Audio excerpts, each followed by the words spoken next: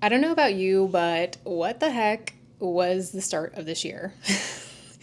I it is the middle of March and I am just now feeling the clarity that I need to have in order to set my goals.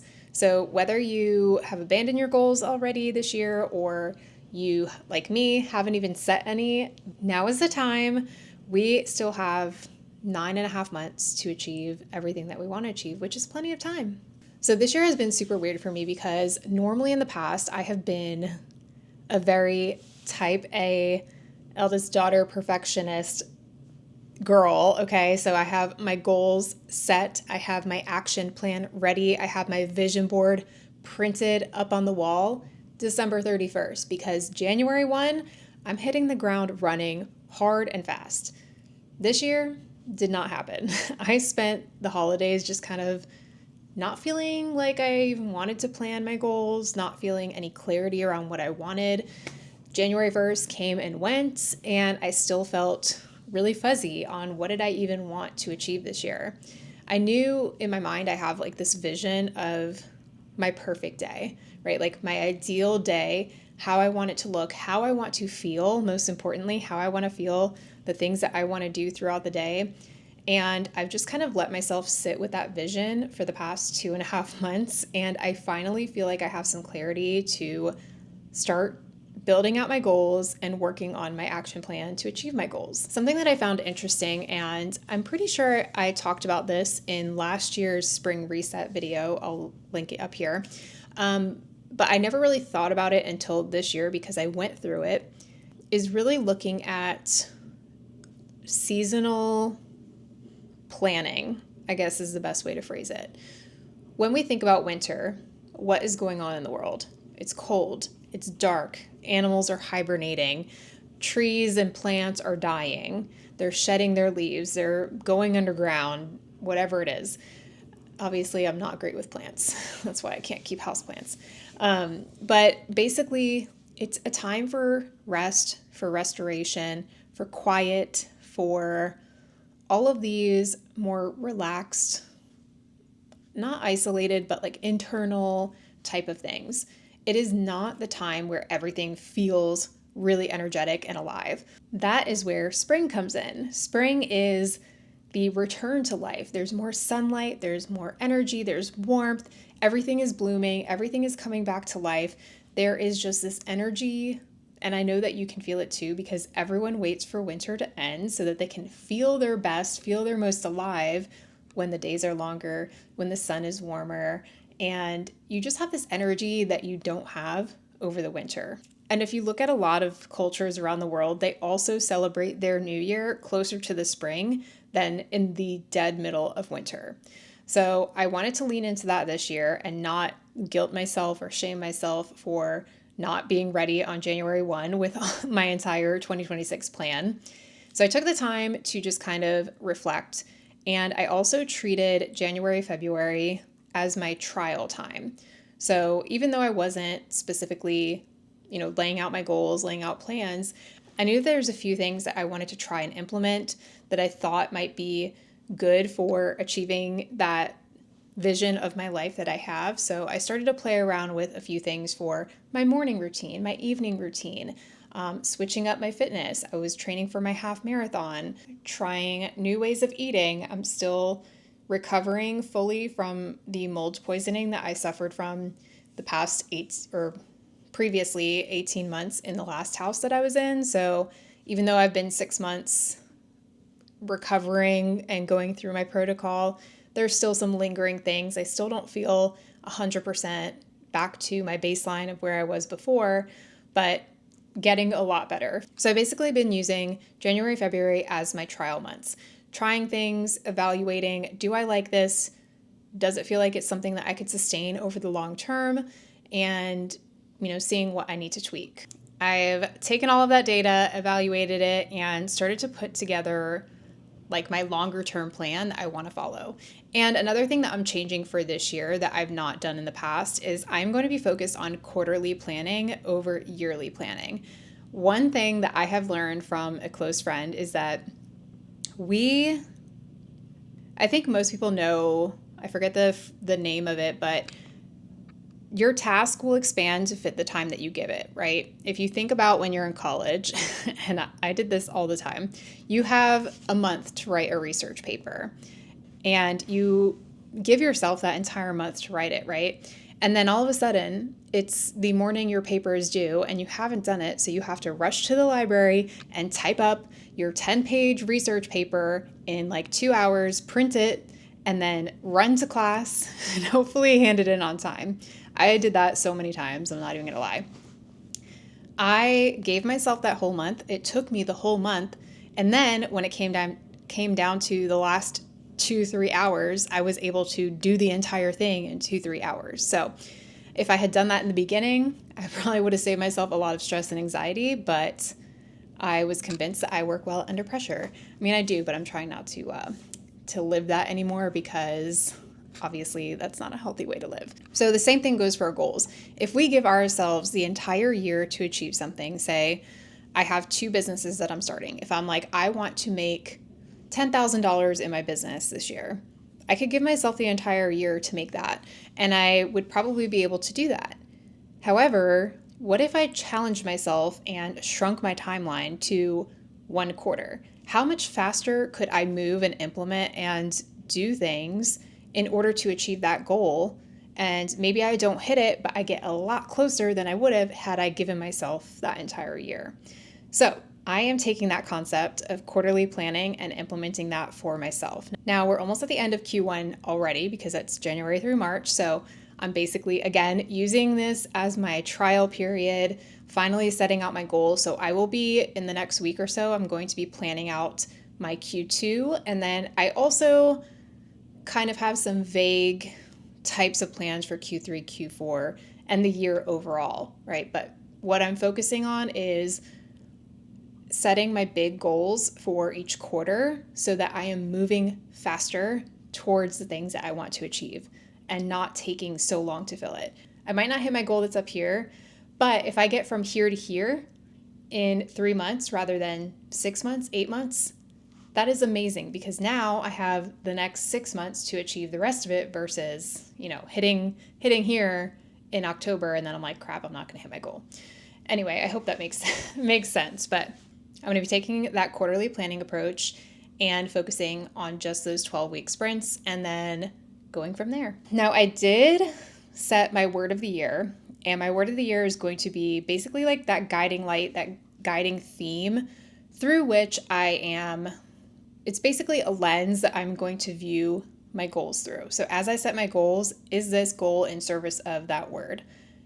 And then my decision making, is this decision in alignment with my word of the year? And my word of the year for 2026 is expansion. I came up with this early in the year. It just kind of hit me one day. I was like, this is what I want for my life at the end of 2026, right? I really want to feel like I have expanded in the most incredible, amazing, big ways that scare me. And it is for all areas of my life. So I want to expand my life, my relationships, in love, in business, in everything. I want bigger, better, more. And I don't think that's a bad thing. I know a lot of people will be like, it's kind of selfish, or, don't you already have it pretty good?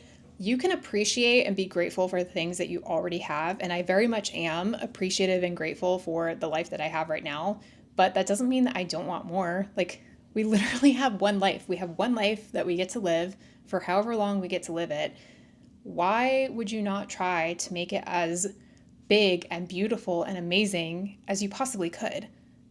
I don't want to just, chill and watch TV 24/7. All right, so here's the plan, and here's how you can also start your new year with me this spring. So we're starting 2026. If you already did goal planning, that's totally great. You can take the goals that you set, if you're not really following them anymore, or you've kind of abandoned them, or you're feeling like it's too late for me to achieve them. It's not. Take the goals that you've already written out, and if you haven't written them, you better write them down, because writing them down makes you like 44% more likely to achieve them, which is crazy, okay? So take your goals and audit them. I want you to think about, does this still feel aligned? Is this something that I still want to achieve? Does this make sense? Is this something that I can shorten that timeline on? Is this something that I need to lengthen the timeline on? Take a look, see what's still aligned, what still matters to you, what doesn't, what timelines need to be adjusted.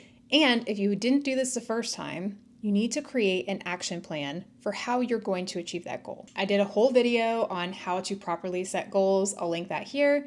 And that will walk you through the whole framework of also creating your action plan. If you didn't set any goals, like me, now is the time to do that.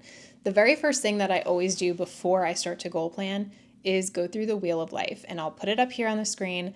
I like to use this one, even though it's a little bit intense, it has 12 categories. I like everything to be super broken down. Like, for example, with relationships, I like to differentiate my marriage, my family, and my friends. I feel like those are three very different groups that require very different things and different amounts of energy and attention to them. So I like to just get really granular with that. I go through the wheel of life, and if you've never done this activity before, I find it very helpful and very fun to do. Essentially, you color in the circle based on where you feel you are in that category. So let's take finances. If you feel like you're a 4 in your finances, you would color the circle up to the number 4, or the 4th ring. Then you go through and you put like a dot or an X, whatever you feel like, where you want to be in that category. For example, with the finances, if you're a 4 right now, but you want to be a 9, you would put like a dot or an X on the 9. Once you've completed the entire wheel, you can now see where you have the biggest gap in where you are and where you want to be. And that is going to tell you where you need to put extra time and focus. All right, now that you've done your goals, you've done your action plan for your goals, you're ready to start building out your weekly structure. The weekly structure is something that is so imperative to achieve anything that you want in life, whether it's, being healthier, wealthier, happier, hotter, whatever. You need to be able to do the things on a regular basis to achieve those goals versus just hoping to have the outcome without any real tangible inputs. I like to do a weekly review every Sunday where I evaluate my performance across the board. What did I achieve that week? What did I do that week? Did I complete the habits that I need to do every single day? And I just kind of evaluate, how did things go? What worked? What didn't? What can I adjust next week? This is also where I like to evaluate obstacles. So I also did a podcast on obstacle planning. If you want that, I'll link that on here or in the description. But I'll look at what are the things that came up that got in the way of me doing what I needed to do, and how can I overcome that the next time it comes around? Because the vast majority of the obstacles that get in our way, the things that stop us from going to the gym or working out at home or eating healthy or saving versus spending, are pretty much the same, right? It happens over and over again. I had to work late, the kid was sick, or whatever it is. So they're normally something that we can actually plan ahead for and come up with a plan B. Once you have your weekly structure, it's then time to think about your daily non-negotiables. I think one of the biggest mistakes that most people make is they plan for the perfect day, right? I'm going to get up at 5 a.m. and I'm going to do a 20-minute meditation. And then I'm going to do a cold shower. And then I'm going to do journaling for 30 minutes. And then I'm going to do this and then I'm going to do that. And they plan for this perfect day where nothing gets in the way. There's no real life happening and their schedule is perfectly laid out and color coded. Okay, I love a color code calendar. But that's not real life. And that type of day happens so rarely that most people don't achieve anything, because if things are not aligned perfectly with how they thought they were going to be, they just don't do anything. And that's that whole all or nothing mentality. I've talked about that before, but you need to get rid of that and adopt a something over nothing mentality. For example, if you have a 1-hour workout on your calendar, but then you have to work a little bit late, now you only got like 30, 40 minutes. Most people would say, oh, I can't do my workout, so I'm just not going to go. You can go and do a 30, 40-minute workout, or you can go home and do an even longer workout at home because you don't have to worry about the commute time to and from the gym. There's always something that you can do in place of what your plan was. Even if it's only a few minutes, you can still do it. And that's going to get you further than just doing it perfectly occasionally. So what we want to do is we want to basically choose our daily non-negotiables. And these are going to be things that you can do no matter what life is throwing at you. Obviously, there's some exceptions, like if you're like, you pass out or some crazy thing happens, obviously, okay? But that's the exception, not the rule. I know that a lot of times my schedule can get really busy, so I can't always go for long walks during the day. So I got a desk treadmill. And one of my non-negotiables is my daily steps. Now, I have a goal of 10K, but my floor is 8K. And I can do that between my desk treadmill, walking my dog, and taking, whatever other walk breaks I can get. I can pretty much always get to 8K. I have even literally just like walked while I'm on a call, walked around my house, like just meandering, but I get my steps in.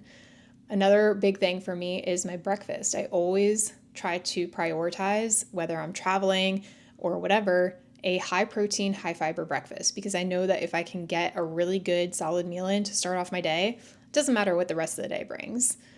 I'm going to start off feeling really good, feeling satiated, having some fuel and energy for my day ahead. And then another non-negotiable for me is movement. So whether I'm doing a full workout, I'm going for a run, I'm just doing some stretching, something, 5 to 10 minutes, doesn't matter. Usually it's more, but that is my baseline because I know that I can do that no matter how crazy my day is. And then the final piece of this is, now that you have your goals, you have your implementation plan or your action plan, you have your weekly schedule, and then you have your daily non-negotiables. I also want you to include a touch point of some kind. So whether that's monthly or quarterly, I like to do monthly and quarterly.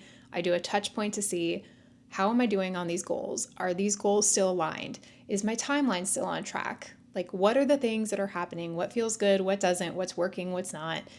Just kind of taking stock of all of those things, because if you are checking in on a regular basis, then you're able to see issues more quickly that you can remedy and still make more progress. Or you can find something that's not working, a goal maybe that doesn't make any sense anymore, or that you're like, you know what, I just really don't care about this goal. You can stop wasting time and energy trying to achieve it. So let me know in the comments below if you are going to be starting your 2026 this spring with me.